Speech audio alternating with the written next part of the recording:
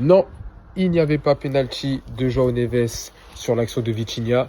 Depuis quand un coéquipier qui tire dans ta propre surface de réparation fait pénalty? Salut l'équipe, salut la team, c'est le débrief d'Aka et on est là pour débriefer le match de Ligue des Champions, la demi-finale retour contre le Bayern. Et les gars, ça y est! Les gars, ça y est! Le Paris Saint-Germain est en finale de la Ligue des Champions, les gars. Je vous avais dit pour moi que si on sortait cette équipe du Bayern, on pouvait aller loin. Les gars, je commence à penser au back-to-back. Les gars, ce soir, je commence sérieusement à penser au back-to-back. Parce que le Paris Saint-Germain est en finale de la Ligue des Champions. Le Paris Saint-Germain est en finale de la Ligue des Champions. Le Paris Saint-Germain qui est tout simplement le deuxième club après le Liverpool de 2010-2019 a enchaîné 2 finales d'affilée, 2025 et 2026. Le Paris Saint-Germain qui est tout simplement le premier club français, mais ça, j'ai pas besoin de vous le dire, a enchaîné 2 finales d'affilée. Le Paris Saint-Germain qui, sur les 3 dernières saisons, c'est pratiquement une demi-finale et 2 finales. Les gars, ça se passe de commentaires. Alors les gars, je vais pas venir vous dire qu'on a tapé le Bayern ou quoi que ce soit, mais les gars, ça se passe de commentaires. Le Paris Saint-Germain est en finale de la Ligue des Champions. Seigneur, quelle grâce.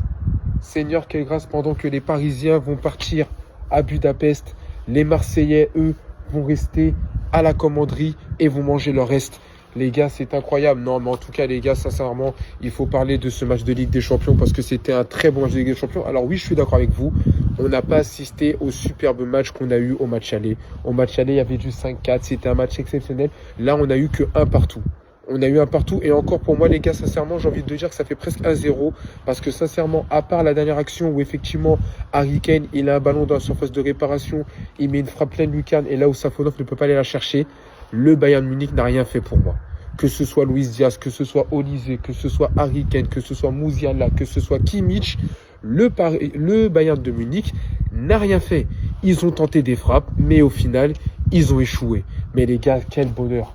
Quel bonheur. Déjà, le premier bonheur, déjà les gars, c'est pour les haters. C'est pour les haters parce que genre, ils étaient nombreux. Ils étaient nombreux, tous ceux qui disaient « Ouais, les Parisiens, vous avez tapé Chelsea, vous avez tapé Liverpool, vous n'allez pas taper, vous n'allez pas finir, vous n'avez pas gagné contre le Bayern. Le Bayern, ils vont vous soulever. Olise va vous faire l'amour. » Les gars, vous êtes où? Les gars, vous êtes où? Les gars, je vous entends pas. Vous êtes où, les gars?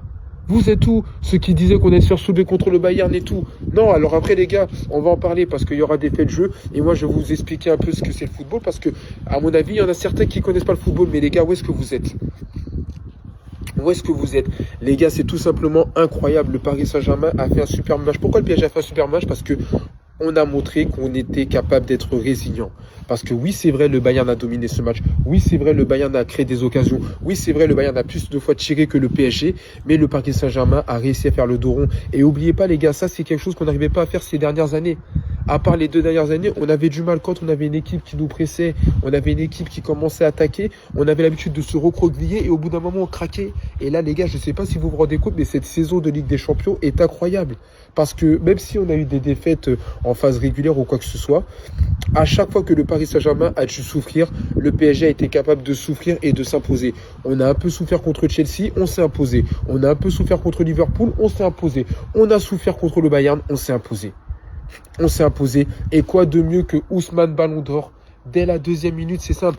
2e minute, première occasion. Kvaratskhelia qui prend le ballon, qui part en profondeur tout seul. Il fait un superbe centre pour Ousmane qui ajoute Neuer à bout portant. C'est exceptionnel.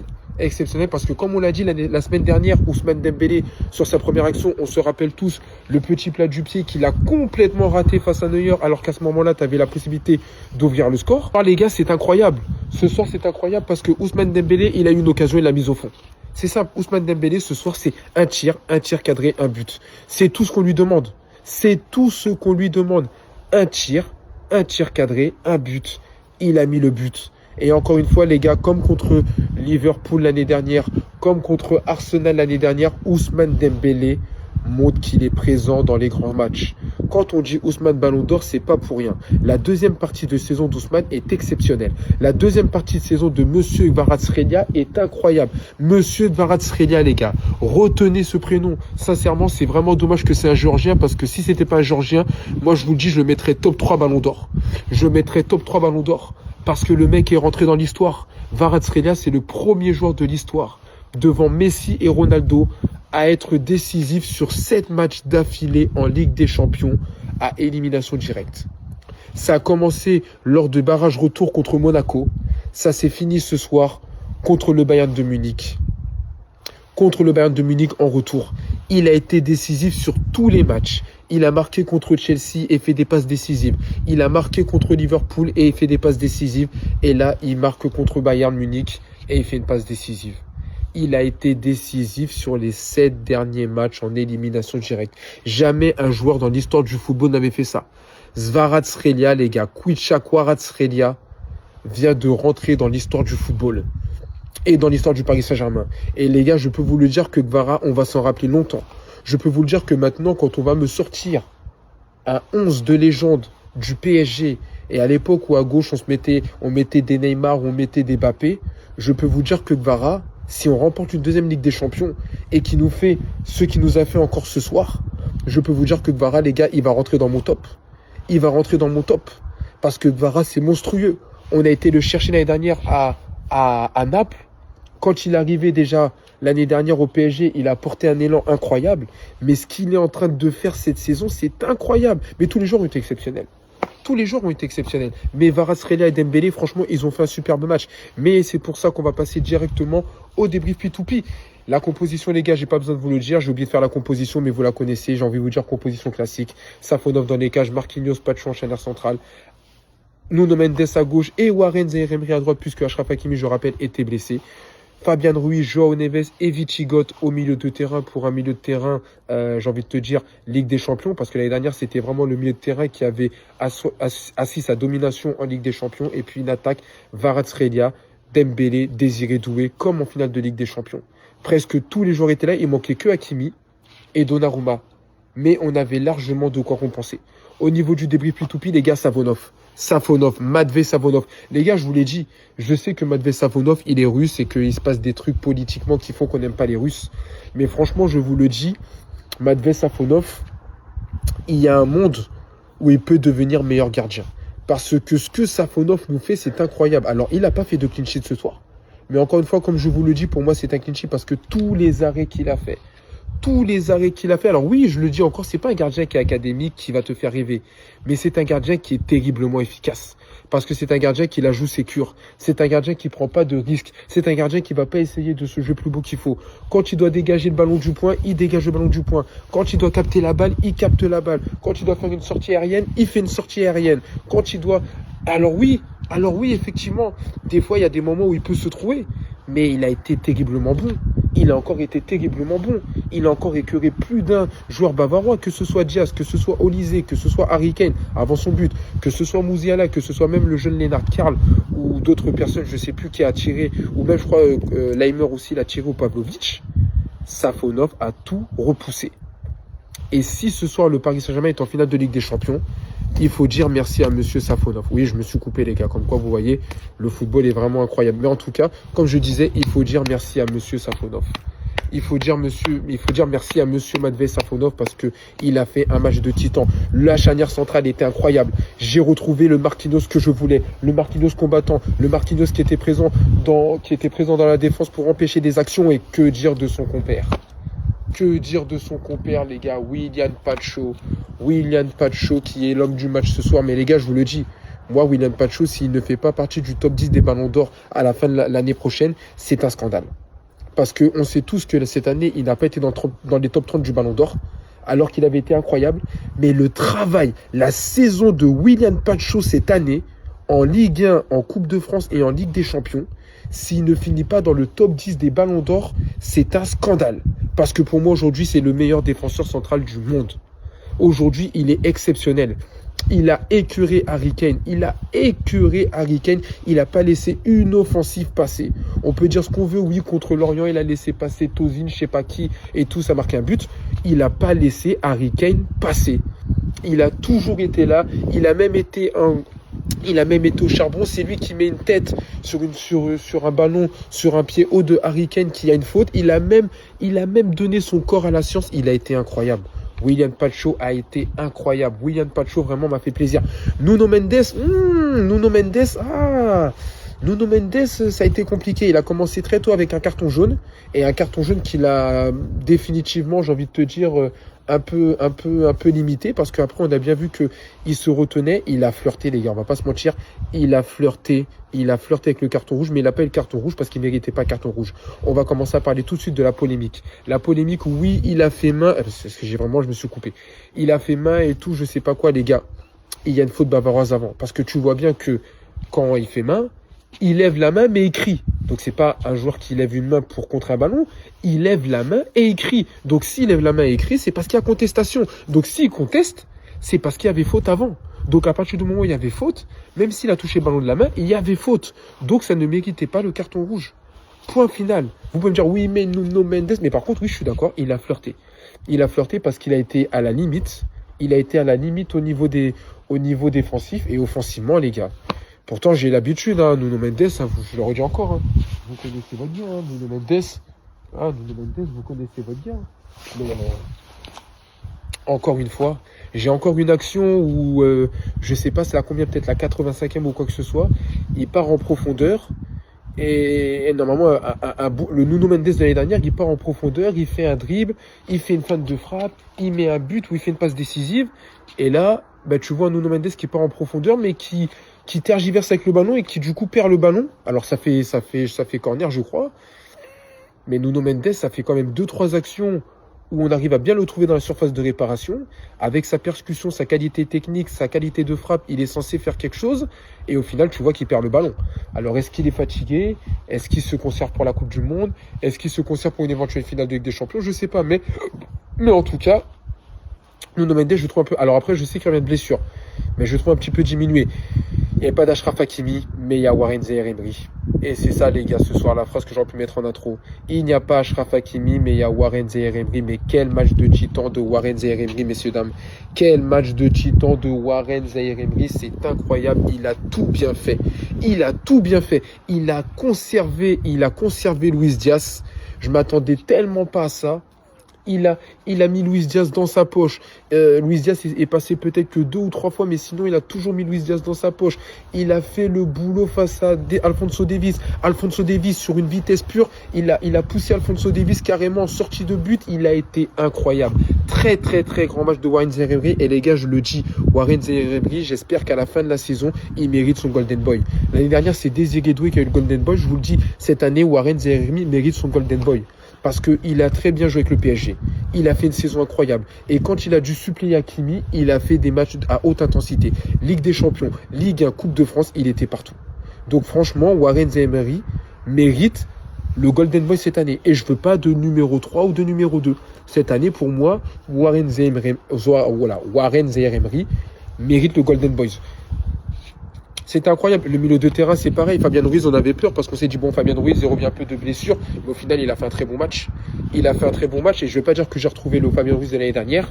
Mais je trouve que dans ce match, dans l'intensité qu'a mis le Bayern, il a été très très bon. Pareil pour Vitinha. Il a fait énormément de bien dans sa conservation de balle, dans sa faculté à temporiser, dans sa faculté à relancer proprement. Il a fait énormément de bien, mon Vitinha, mon Vichigot. Et João Neves, quel match de João Neves, encore une fois. Quel match de João Neves, quel abattage technique, quel abattage défensif. Il est revenu dans les pieds des Bavarois, il a récupéré des ballons, il a temporisé, il a fait des bonnes passes. Il en a eu un superbe match de João Neves et ça fait plaisir de le voir à ce niveau-là. Et ensuite, les gars, on va parler maintenant de l'attaque.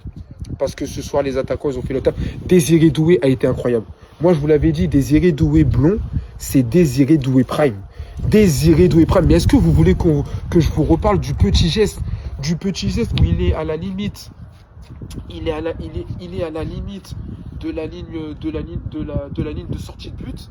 Et il te fait une espèce je sais pas de match, mais il te fait une espèce de match où il arrive à se jouer de de Luis Diaz et Michael Olise, il me semble, de Luis Diaz et Michael Olise en même temps.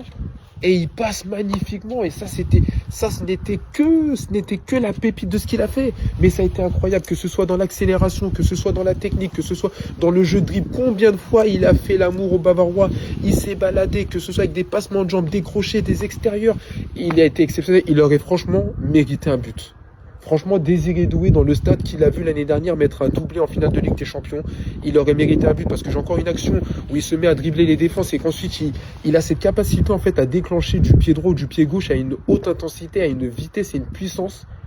Le ballon qui flirte le poteau gauche de Neuer, s'il est au fond, c'est la même. La vitesse et la puissance qu'il met dans cette frappe du gauche alors qu'il est en plein déséquilibre, si ça va au fond, c'est la même. Mais il a été exceptionnel. Il a été exceptionnel. Et Ousmane Dembélé, j'en ai parlé, mais Ousmane Ballon d'Or, et Ousmane Ballon d'Or, et Ousmane Ballon d'Or, et Ousmane Ballon d'Or, et j'en ai parlé d'Ousmane Ballon d'Or. Un tir, cadré, un but. Un tir, cadré, un but. C'est tout ce qu'on va retenir pour Ousmane. Un tir, cadré, un but. Non, je rigole. C'est pas tout ce qu'on va retenir, mais en tout cas, il a fait le taf. Après, défensivement, vous connaissez votre gars.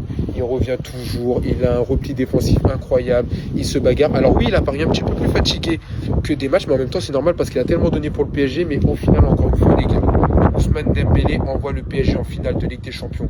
Ousmane Dembélé, le Ballon d'Or, envoie le PSG en finale de Ligue des Champions. Et lui, il mérite son Ballon d'Or. Lui, tous les jours, il prouve pourquoi il a eu le Ballon d'Or. Parce que ce qu'il a fait, Kylian Mbappé ne l'a pas fait. Michael Olise n'a pas pu le faire, mais Kylian Mbappé ne l'a pas fait. Ousmane Dembélé a envoyé le Paris Saint-Germain en finale de Ligue des Champions pour la deuxième année consécutive. Et quand on parle de Ligue des Champions, on parle bien sûr d'un joueur, et j'en ai reparlé, Monsieur Visca Kvaratskhelia. Incroyable les gars, il est rentré dans l'histoire du football parce que c'est le premier joueur à être décisif sur 7 matchs à élimination directe en Ligue des Champions. Ça a commencé par les barrages, ça finit par la demi-finale retour contre le Bayern. Et écoutez bien ce truc-là les gars, c'est un cadeau pour vous, il va être décisif en finale. Moi je vous le dis, contre Arsenal, Kvaratskhelia va être décisif parce qu'il est parti. Il est parti, mais quel abattage, mais quel jeu technique. Mais les gars, ça a été un démon. Ce soir, Kvaratskhelia, ça a été un démon. Parce que non seulement déjà son action où il fait la passe décisive est magnifique, mais l'action d'après, il est encore au duel contre Upamecano. À un moment, on pense qu'il va faire une passe et au final, il rentre dans la surface de réparation et il est presque prêt de tirer du pied droit et de mettre un deuxième but à Neuer. Que ce soit cette action-là, que ce soit les actions, combien de fois il a fait des changements d'orientation, un coup il va à droite, un coup il va à gauche, tu crois qu'il va aller à droite, au final tu vois qu'il va à gauche, il rentre dans la surface, il met une frappe, c'est Neuer qui la repousse, il met une frappe, le ballon flirte le poteau. Ça a été un danger permanent, ça a été un poison permanent et j'ai une action, malheureusement parce qu'il faut en parler, où t'as Bradley Barcola qui est bien excentré et qui reçoit un ballon, je crois, de Désiré Doué de Vitinha et qui malheureusement ne cadre pas sa frappe ou ne contrôle pas. Ça, tu mets la même frappe à Kvaratskhelia, il te met un plat du pied, c'est fini. Mais exceptionnel. Et puis après, ce soir, il y a eu des bonnes rentrées. Lucas Hernandez a fait une bonne entrée pour moi. Il a bien tenu la baraque. Mayoulou aussi, j'ai bien aimé un peu le match de Mayoulou. Il a contrôlé, il a temporisé des ballons, donc ça fait plaisir. Bradley Barcola, c'est toujours pareil. Bradley Barcola, il m'énerve parce qu'il y a eu un moment où il était très bon en Ligue des Champions. Il s'est blessé et là, il est en train de redevenir dans ses trucs. C'est-à-dire que je comprends pas, le mec, tu le fais rentrer, on dirait qu'il a pas d'envie.